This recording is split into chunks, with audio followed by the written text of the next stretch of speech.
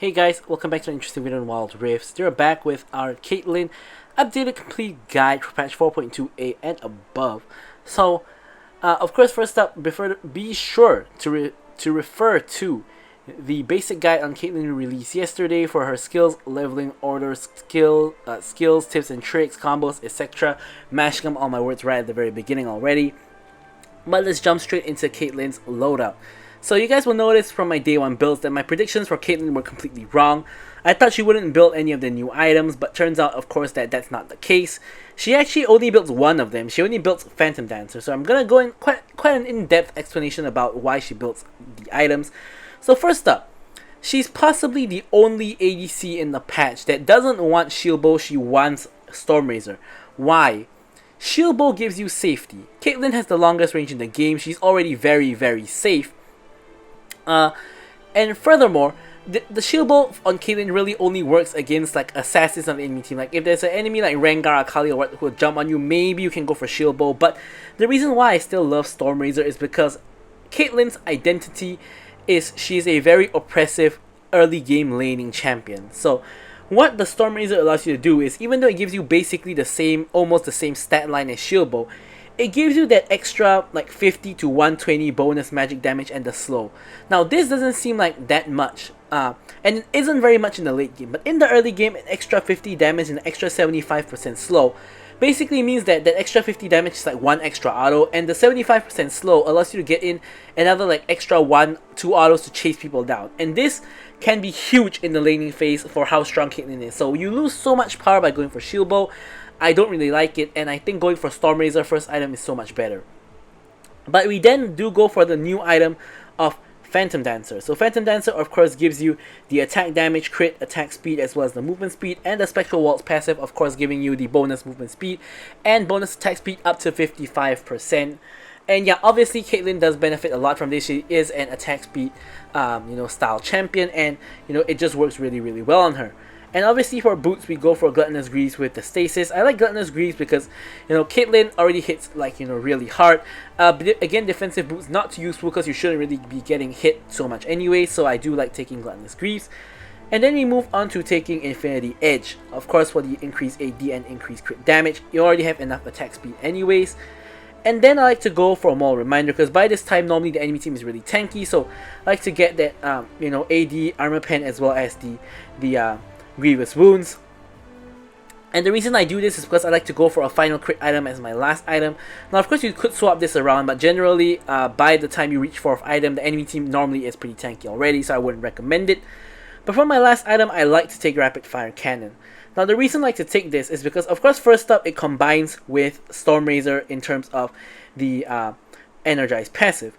But secondly, it gives you that increased range, and that increased range in the late game when you're full build, because this is your last item, when you're full build, you can like, do half health of like a squishy's health with like 1 auto attack, when energized with Rapid Fire Cannon and Stormrazor. So this will absolutely destroy enemies in the later stages of the game. If you don't like Rapid Fire Cannon, you could even go for a Bloodthirster for the extra lifesteal and survivability as well. So for the runes, we actually take Lethal Tempo. Now why do we take Lethal Tempo even though we already have 2 attack speed items inclusive of Phantom Dancer? Well, the reason why you don't take Lethal Tempo on champions like Tristana or Xayah is because they have attack speed steroids in their skills, like Tristana's Q or Xayah's W. Caitlyn does not, so she still needs the Lethal Tempo to get that attack speed she needs to like DPS people properly, so you need the Lethal Tempo. Then of course Hunter Vampirism for the lifesteal, Bone Plating for the anti-burst, and also for laning. Of course, Perseverance if you need it, but generally you shouldn't be getting CC'd as Caitlyn. And of course, Nimbus Cloak for the bonus movement speed. For the spells, I like taking Flash every match, of course. And honestly, I think Ghost on Caitlyn is really good to like run people down or even to run away if you need it. And of course, if you really do need to, you are able to take Exhaust. Of course, you don't have shieldbow, so if there are assassins on the enemy team, you want to probably take Exhaust to exhaust them. Ghost is not really a requirement, it's just something nice to have. And yeah, so that's pretty much it for Caitlyn's loadout. Now let's move on to discussing Caitlyn's gameplay. Okay, so here we have Caitlyn gameplay. Now as usual, of course, don't forget to like, comment, and subscribe. Any questions, queries, or remarks, feel free to leave them in the comments below, and I will of course be sure to address them and of course like them as well. So now we're moving on to Caitlyn's gameplay now. Caitlyn generally does the best again in matches where hopefully there aren't too many assassins. Like, you don't want those hardcore assassins like Kha'Zix and like Akalis, you know, those kind of backline divers, which honestly in this current meta it's really hard to find matches like that. Of course there's always like all of the Yones, Irelias of the world, etc. And yeah. In this match, it's not too bad. We don't have any outright assassin. We do have an Olaf though who can run me down in the backline, but it's not too bad. So I think it's a really good match for Caitlyn. Caitlyn doesn't really have a support preference. She actually likes playing with any support who's aggressive early. Like in this case, Nami is really good because Nami is very strong in lane, really high poke in lane as well. Really complements Caitlyn very well. And yeah, so anyways, here we want to execute the game plan of poking people down. Here you can see I'm trying to auto the shun whenever I can. Here I'm dodging his root using my E, and then I'm of course landing my Q through the minions. Here running down Varus. Varus decides to try to attack us. I get a free headshot on him and my bone playing procs. Here the root actually pulls me almost into the tower, but not quite. I managed to get off a nice Q, and that puts both the Varus as well as the Swain really low. I think Swain did take the fruit though. Here I have my headshot. I'm gonna just use it to clear minions. And here I'm just shoving in Nami is actually taking the fruit. So obviously the main thing we wanna be careful of is going to be Olaf. Here we have the headshot primed and ready, trying to land it onto an enemy instead of a minion. So here we managed to headshot the Swain. And yeah, so here you can see the game plan is really simple. Auto attack enemies whenever possible. Q through minions onto enemies whenever possible. And if even better, Q onto enemies if possible, but really hard to land a clean Q without shooting through minions.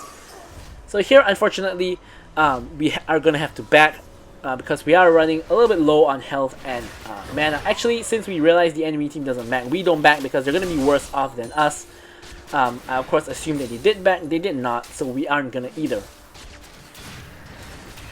Okay, so here, nice bubble by the Nami. Here I tried to dodge the root. Unfortunately, I still get hit. Either way, now here we're kind of out of mana, and when you're out of mana, really hard to harass the enemies with your Q. Only have the auto, so we're just gonna quickly back and regain our resources, as well as of course pick up a couple of items. We can see from the replay tool, based on the fact that enemy team has bought items and are at full health, they also have recalled, so the wave state is back in neutral in our lane. Nobody really lost anything. We're both gonna be the same. And yeah, so overall, the only real advantage we've gotten so far is we managed to force Varus to heal, and his heal is kind of coming back up already, so we didn't really gain all that much. Unfortunately for Varus, here he's forced to step forward because of the Nami bubble, and he's forced to flash, so we finally got a more significant advantage. He for some reason tries to E us there, and as a result we are able to actually catch up to him and actually kill him because of him being stuck in his E animation for a second. Here Twisted Fate actually ults in. Nice bubble onto the Olaf. Warwick actually ults the Olaf. Olaf dies. Here I exhaust the Twisted Fate. Nice Nami ult to cut off his escape as well as to CC the Swain. Warwick actually manages to pick up a double kill. Me and Nami are relatively low. Swain tries to go in with the ulti because he spots us being really low. However, he doesn't have enough damage to kill off the Nami, and the Warwick is able to swoop in for the KS, and he picks up altogether 3 kills off of that. So here I believe I'm really close to getting Stormrazor, which is why I'm actually sticking around the lane instead of backing. So here I clear out ward, headshot onto the Varus again, clear out the minions using my Q, and here I'm ready to back.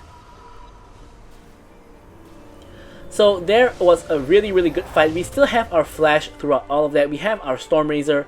Varus of course no longer has flash. Swain doesn't have any sums. Varus heal is back up, but this puts us in a perfect position to of course harass them in the lane again. Now unfortunately the dragon is going to spawn soon, so kind of don't have too much time to really destroy them in the lane. Nami is kind of holding her own here. Next minion wave is coming in, and here we're just trying to shove it back out. Don't know where Swain is. Suspect he might be in there, which is why I'm putting the trap there, so he will not be able to stand at the edge. So here we have our headshot ready.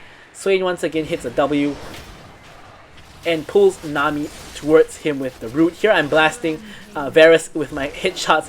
I managed to ult him, but unfortunately he does not die. Nami manages to finish off the kill onto him, and here I'm free firing onto the Swain. Swain's put really low, and I try to actually Q flash forward to kill the Swain. Unfortunately, I get interrupted by Swain root, and I nearly end up dying together with Nami under the tower. Fortunately, we both stay alive, and Swain stays alive as well. Overall, not the worst in the world. Overall, somehow I have 1 kill and 4 assists. Not really the most optimal situation. Would have been better with a couple of kills, but not gonna complain too much. At least we're not like having a couple of deaths. We instead do, of course, have a lot of assists instead. Here, Dragon is actually up, so me and Nami are rotating to the Dragon. Warwick does the Dragon really slow.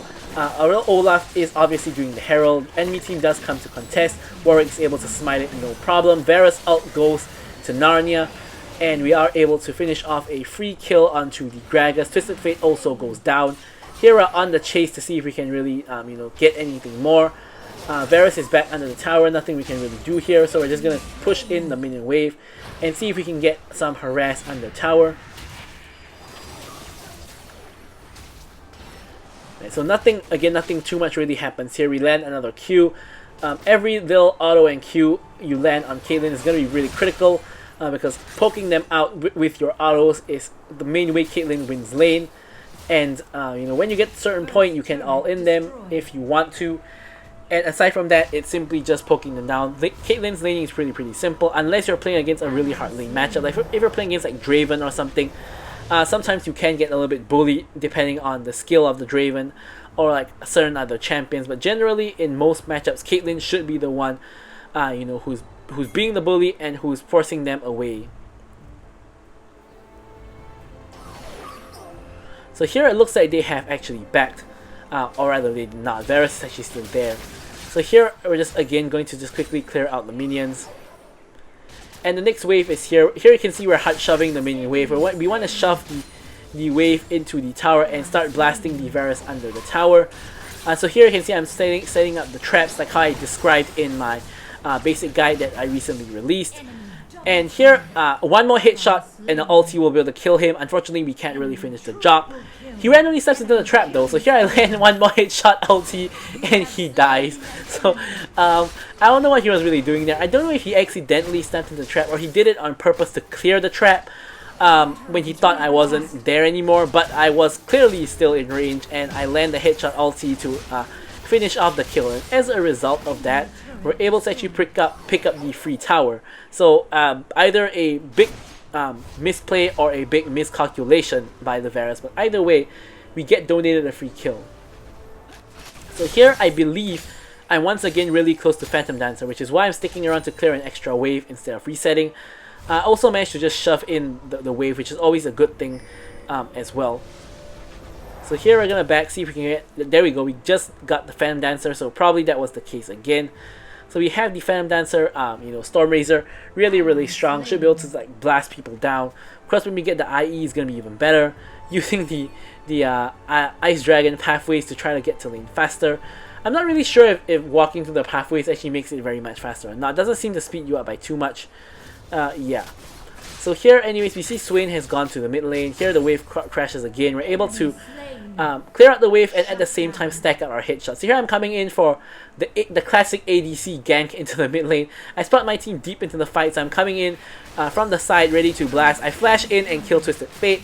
Unfortunately, my team kind of just gets zoned off and destroyed by the Gragas, which leaves me in the 1v2 versus the enemy bot lane, and I just die. You can see that Gragas there is kind of just diving tower in between the two towers, which kind of caused my whole team to be focusing on him, and no one was really helping me. So it's kind of a little bit of an unfortunate situation. I probably should have just gone by the safe way, just going around the back instead of coming in from the flank at the side. You guys know ADC flanks don't really work. I mean, they do work sometimes, but it's generally not really a good idea, and this is why, because you have the damage, but you're squishy, so it's not gonna work out majority of the time. Anyways, now that we've got that trolling out of our system, we're gonna head back up to the top lane, because we can see here that the enemies are starting to push the lane in. On the way though, we're going to pick up the Gromp, because obviously we don't want to walk up all the way into the middle of the lane to clear the minions. So we're kind of waiting for Olaf to push in, which is exactly what he does, and then we're just going to try to run him down. So here I missed my E unfortunately, but we're still going to be able to auto attack him to death basically. There we go, Olaf killed just a little bit before Dragon spawns. Here Varus gets off a relatively good ult to disengage, and Riven is kind of split pushing at the current moment. So here we're able to have free reign in the enemy jungle to either counter jungle or to like chase down other kills. Here I try to ulti the Swain. I do get the ulti, contribute a good amount of damage, and we are able to finish off the Swain. Now at this point, 4 enemy team members are dead. Dragon is up, so this should be relatively free. Warwick is doing the dragon with us. Olaf has just respawned, but he should not be able to get here on time to contest the dragon. We do secure the dragon, Twisted Fate ults in, and no real fight really happens. Our team is disengaging after the dragon take. We do of course need to reset after getting all of those kills. But before we do that, we of course want to shove out mid wave first, and that's exactly what we do. Now we are going to of course reset and pick up more items. Here I of course pick up the stasis, mainly because I'm scared of either number 1 getting stun carded, getting rooted, or getting run down by Olaf. So I think stasis is a pretty good pickup. Now here we already have red buff, but you know we're just gonna refresh its duration. No one really does that well with red buff anyways, and I am still really ahead.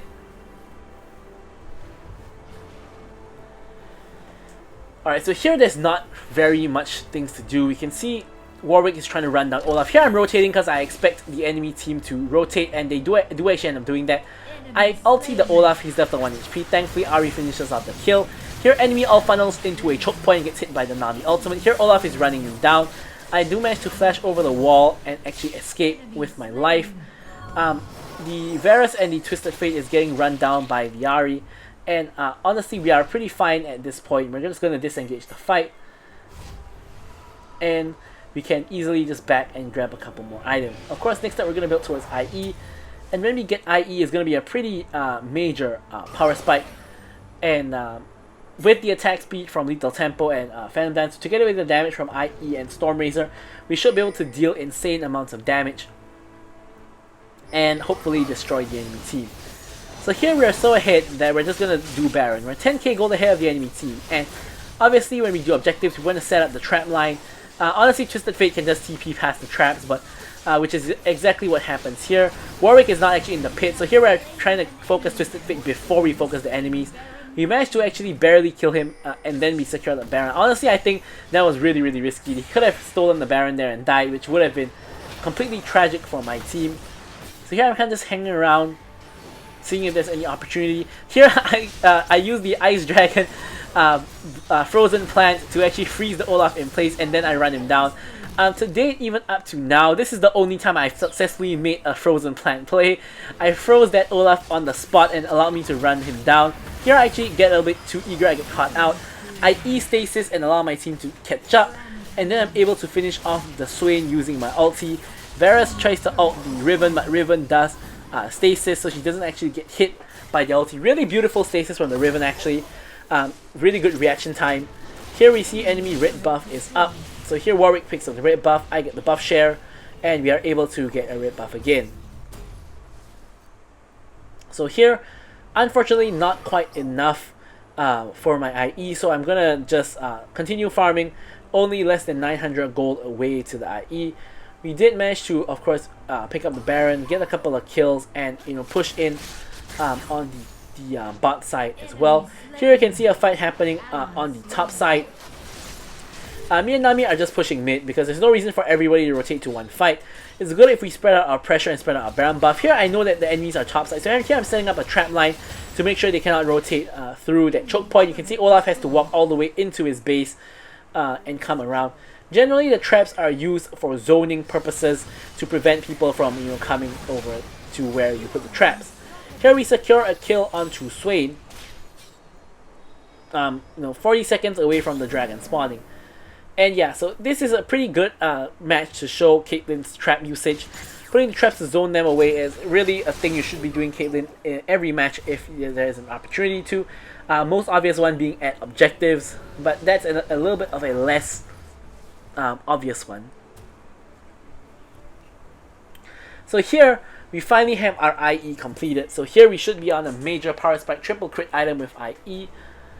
And of course, we are going to head towards the dragon, most logical location for us to go at this point. Double dragon already secure. We're trying to go for that triple dragon win condition. Now, unfortunately, Warwick is in Timbuktu at the moment. Doesn't really come for the dragon spawn and ends up being me and Nami just trying to solo the dragon out by ourselves.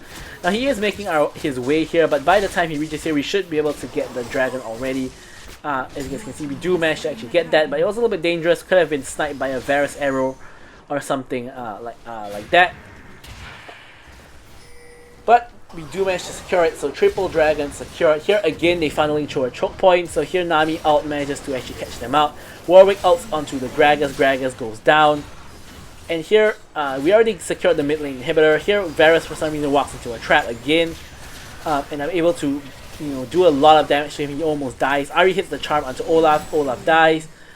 Here you can see we're just basically just blasting whoever we can. We secure another inhibitor with the help of our minions. And here I actually get rooted and pulled into the tower, which makes me tank 2 tower shots and causes me to nearly die actually. But we are able to finish off the game.